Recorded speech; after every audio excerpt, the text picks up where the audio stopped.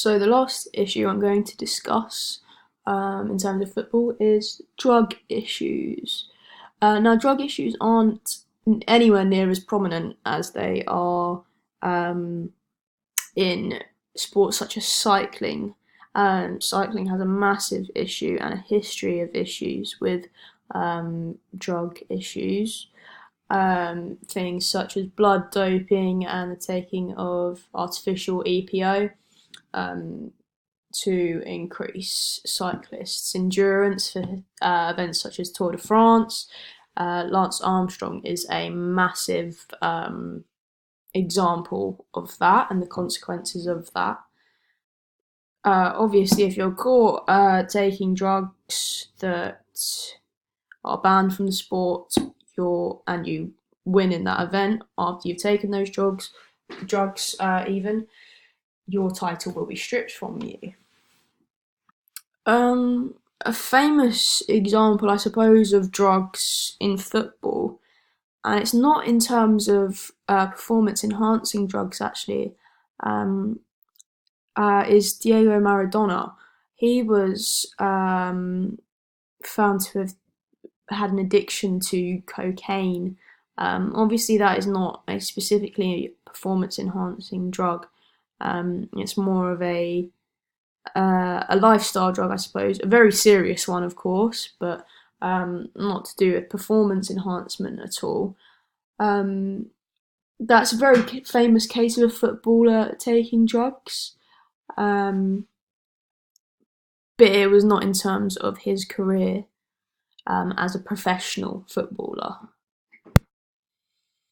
So what we're talking about here, more importantly, is performance-enhancing drugs, obviously. So like that previously mentioned blood doping or artificial EPO in terms of cycling.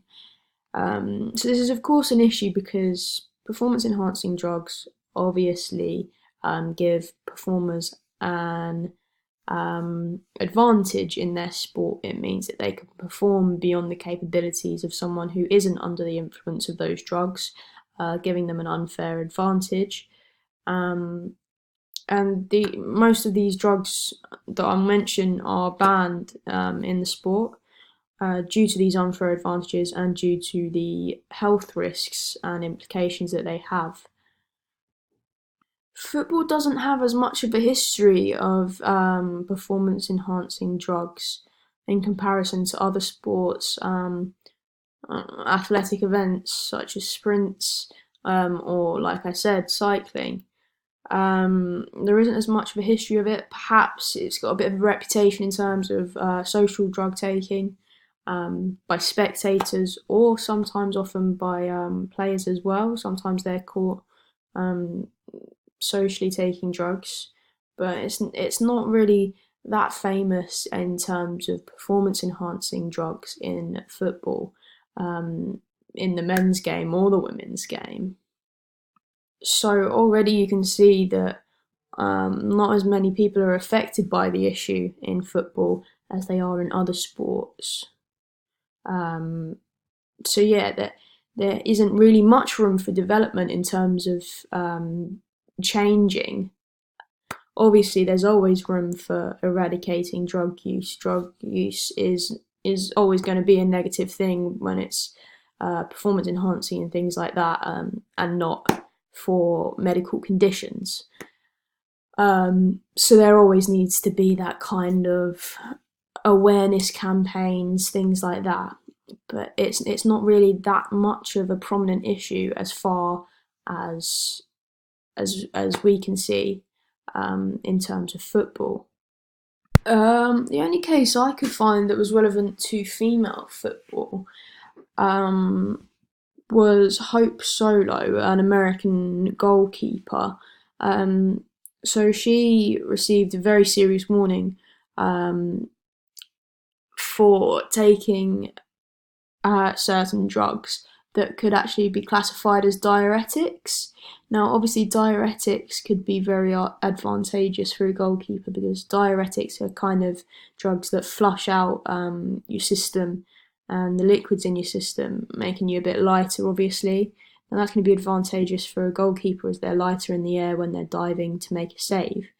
Hope Solo actually got off with a warning. Initially, she was going to get a suspension, but she got off with a warning because the medication, it was actually medication for her, and not specific to performance enhancement. She wasn't aware that this drug was actually a performance enhancer, and she received the warning saying that she could not take that medication in the future if she wanted to participate in the sport or continue to participate.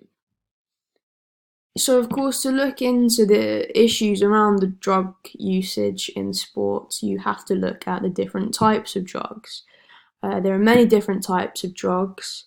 This includes narcotic analgesics, EPO, the use of blood doping, beta blockers, anabolic steroids, diuretics, and many others.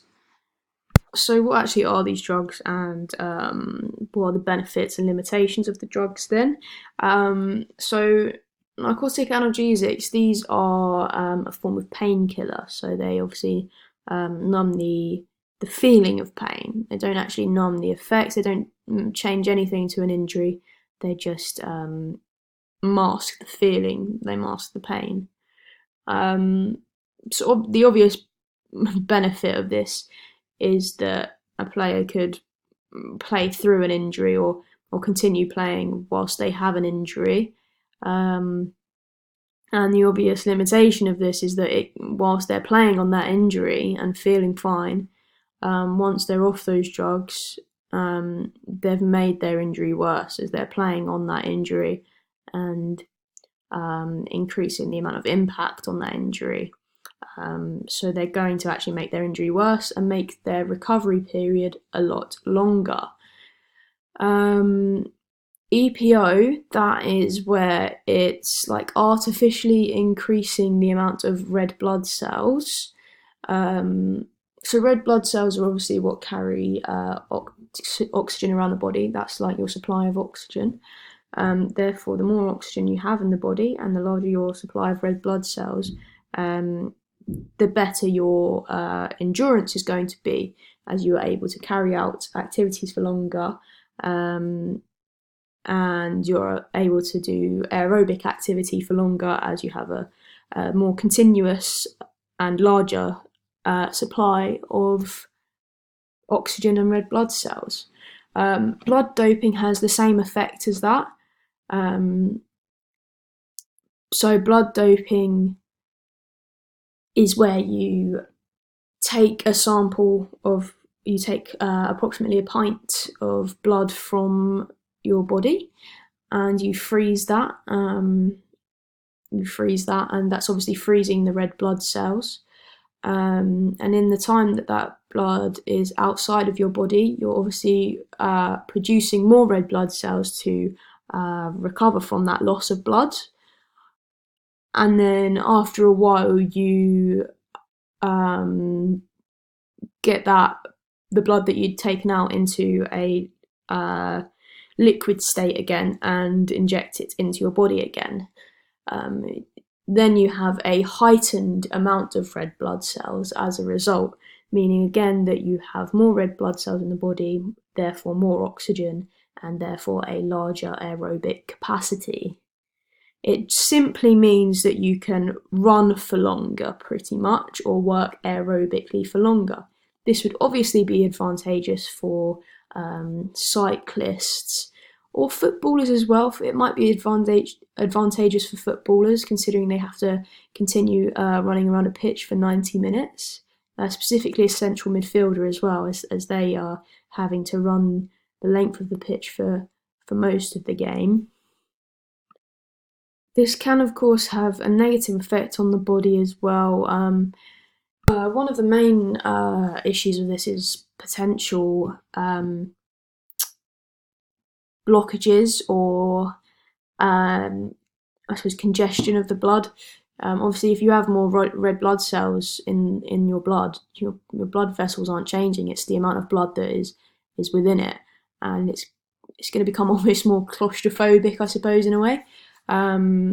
and there's going to be a lot less space for that blood to move around. So you're more likely to get blood clots, which can be very dangerous, of course. Now, beta blockers, what they do is they kind of block the effects of adrenaline, and they reduce your heart rate as a result. This is obviously advantageous for sports that require a steady hand, that require quite a lot of focus. So things like archery or shooting, where you have to have that steady hand, and that focus is really important, where you need to maintain a steady breath, I suppose, as well. So yeah, that's going to be really advantageous for that, because you're able to focus in a lot more and stay steady where you need to aim. There are common side effects of beta blockers, such as feeling tired, dizzy, or lightheaded. It might cut off, affect the blood supply to your hands and feet. So you might get cold fingers or toes. You might get difficulty sleeping, or feeling sick potentially. Sometimes you might get a shortness of breath, which obviously could be to do with respiratory problems. So there are respiratory problems linked to beta blockers, which you need to be aware of as well, as a negative effect of the drug. Anabolic steroids are probably the most famous ones. Steroids, obviously famously, increase the amount of muscle someone has. So basically what it does is it kind of increases the amount of testosterone in the body, and testosterone is kind of what increases muscle mass, and obviously by increasing muscle mass, you're increasing your strength. So that could be advantageous for someone like a rugby player, for example, or potentially a boxer or a weightlifter. Now, of course, again, that has its side effects as well. These are some of the most dangerous drugs, as they have perhaps the most severe effects, negative ones. So they could decrease sperm production in men, increase the risk of testicular cancer in men as well. You could increase your blood pressure quite dramatically. It cause blood clots, heart attacks, stroke. There's obviously the risk of infection through syringe-based application. Potential effects on the liver, such as tumours. Potential voice deepening in women or excessive hair growth. The list goes on in terms of potential negative side effects or limitations of the drug, and they're very dangerous drugs. Lastly, we have diuretics. So obviously I mentioned them already. So they kind of flush out liquid in your system, the waste liquid in your system, to make you lighter. So again, it'd be advantageous for someone, maybe a boxer who needs to make a certain weight category, or potentially a jockey where the horse doesn't have to bear as much weight. Of course, side effects of this could be that it's flushing out things that you do need as well, certain nutrients that you do need. And it can cause dizziness as well, obviously, because you don't have as much liquid in your system, much less water. It could cause you to become thirsty, you could get muscle cramps, increase your blood sugar, increase cholesterol. You could possibly get diarrhea, and it could result in too little potassium in the blood. Again, there are many different side effects for the drugs, for each of these drugs and each of these methods, that need to be considered, as they could have a serious negative impact on an individual's health.